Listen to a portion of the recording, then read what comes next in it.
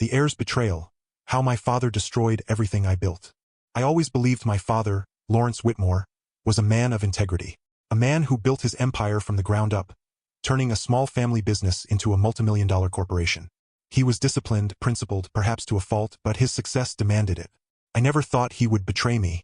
Not like this. My name is Victor Whitmore, and I have spent my life preparing to inherit the legacy my father crafted with his own hands.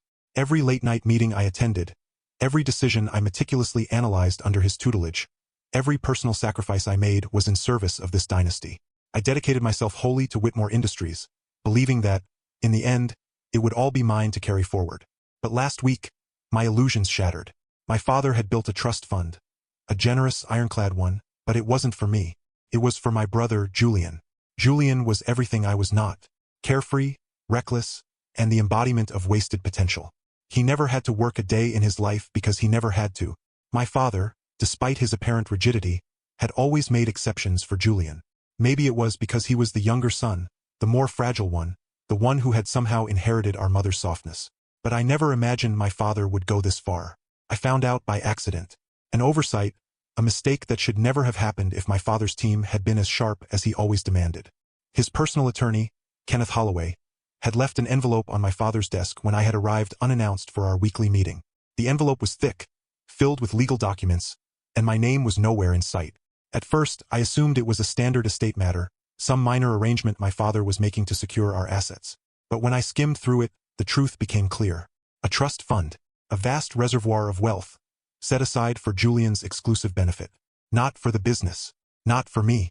For Julian. It wasn't just a safety net. It was an entire fortune, carefully structured to ensure he would never have to work, never have to struggle, never have to so much as lift a finger. The terms were airtight.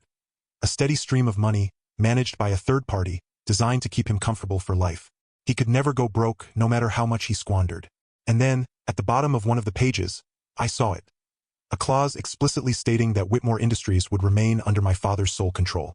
There was no mention of a transition, no indication that I would inherit the company. My father had no intention of passing it to me. The business that I had bled for, the empire I had helped build, was not mine to claim. I stood there, frozen, my hands gripping the papers so tightly they crumpled at the edges. My breath felt shallow, my heartbeat a deafening pulse in my ears. Was this a mistake? A temporary arrangement? Or had I been a fool all along, believing that my father saw me as his successor? My mother, Eleanor, had always tried to temper my ambition. She warned me, in her quiet way, that my father's affection did not always align with fairness. "You must understand, Victor," she would say, her voice measured, her delicate fingers tracing the rim of her teacup. "Your father sees things differently than you do. His love does not come in the form you expect." I never understood what she meant until now. The anger came in waves, slow at first, then all-consuming. I paced my father's office, scanning every document on his desk, every file in his drawers, desperate for something, anything, that would disprove what I had just read. But the truth was undeniable. My father had planned this meticulously. Julian was to be protected, coddled, while I was to remain at his mercy, forever in his shadow, working endlessly for a future that would never be mine. I tried to recall every conversation, every moment that might have hinted at this betrayal. My father had always been reserved, but he had never once indicated that I was anything less than his heir apparent. He had raised me with the expectation that I would lead. And now, with one simple document, he had dismissed me as if I were nothing more than an employee. And Julian? What had he done to deserve this? To be handed a fortune without effort, while I had toiled under the weight of our name. He had spent years drifting, lavish vacations, half-hearted attempts at university, an indulgence in every fleeting passion. Art, music, poetry, none of which he ever pursued with true dedication. And yet, it was he who was deemed worthy of security, while I was left scrambling for answers. The injustice of it burned in my chest, a slow, suffocating fire. I had sacrificed everything for my father's approval. I had given up friendships, relationships, even a life outside the company. And for what? To be cast aside like an afterthought? I stormed out of the office, the crumpled papers still clenched in my fist. The corridors of Whitmore Industries, once familiar and comforting, now felt cold and foreign. The employees who had always greeted me with respect now seemed like strangers. I wasn't their future leader. I was just another cog in my father's machine. As I stepped into the elevator, I realized something else. Something even more painful than the betrayal itself. My father had made his decision long ago. He had known for years that this was the path he would take. And he had never once thought to tell me. But why? Why had he let me believe I had a place in his empire when he had already chosen to give everything to Julian? Was it punishment? A test? Or was I simply never good enough in his eyes? I stared at my reflection in the elevator doors, my own face unfamiliar. The betrayal was no longer just an abstract wound. It was real, tangible, etched into my very existence. I had spent my entire life proving I was worthy, and now I had nothing to show for it. But if my father thought I would accept this fate, he was wrong. Dead wrong. I didn't sleep that night.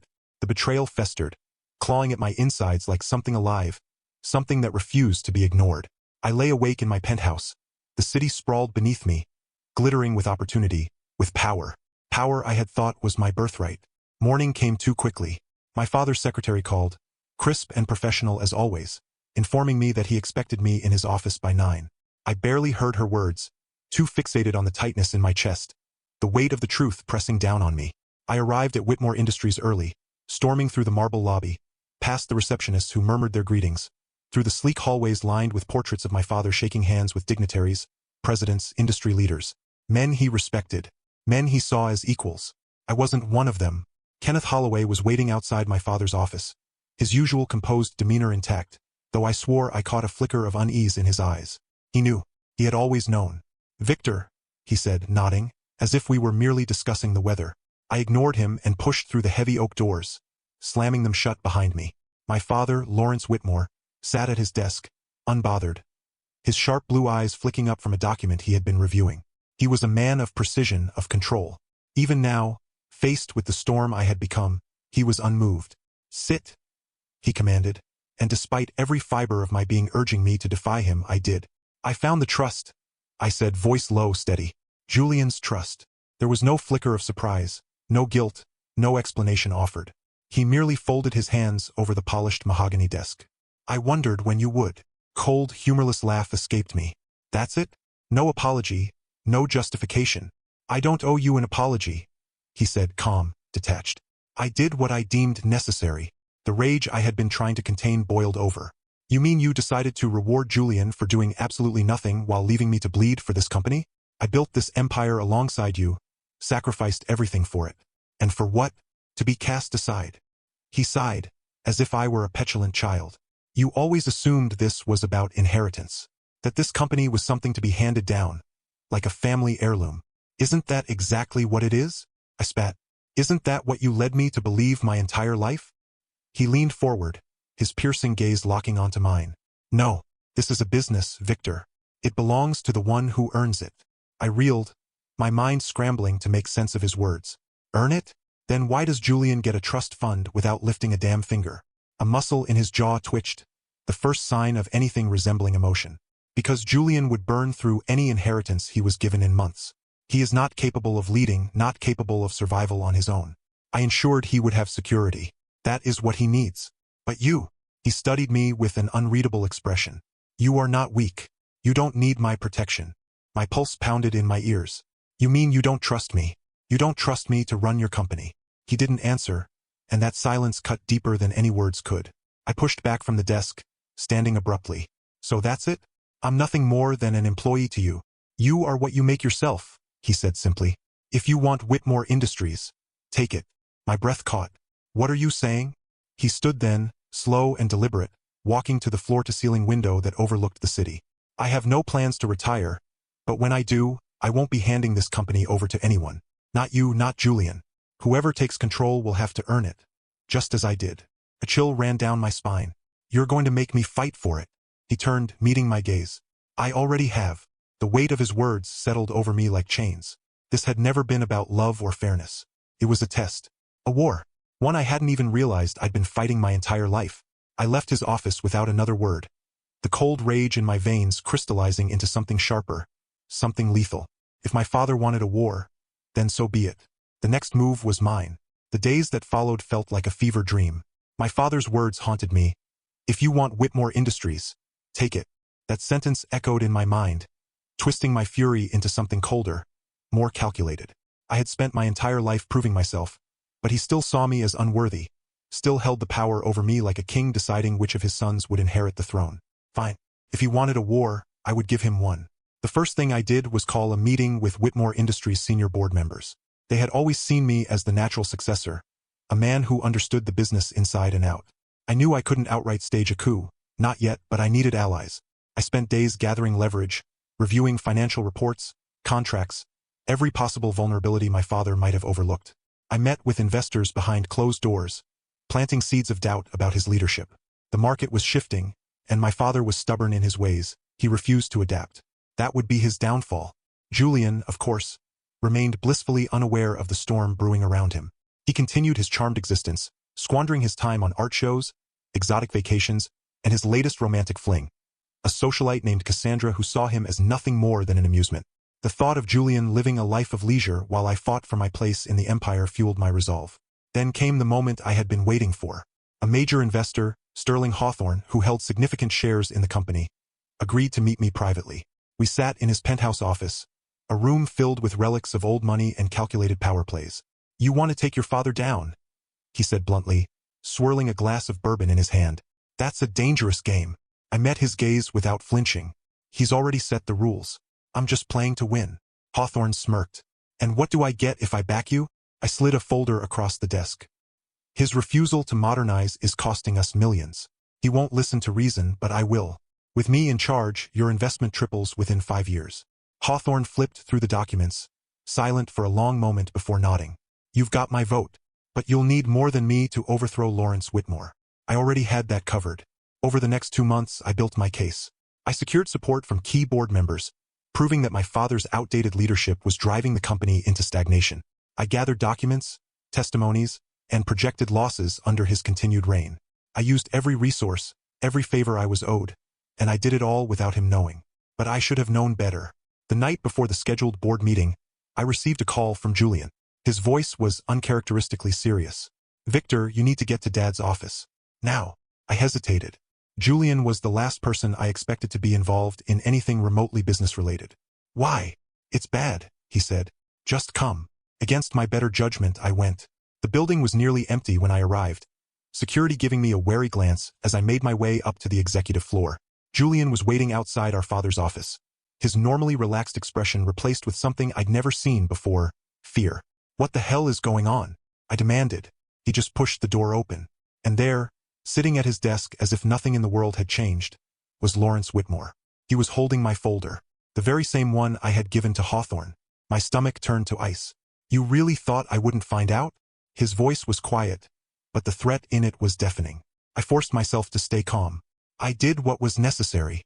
"You conspired with my board," he said, tossing the folder onto the desk. "Tried to turn them against me. I didn't deny it, because you gave me no choice." He stood slowly, walking around the desk until he was inches from me. "And what did you think would happen, Victor? That I would just step aside?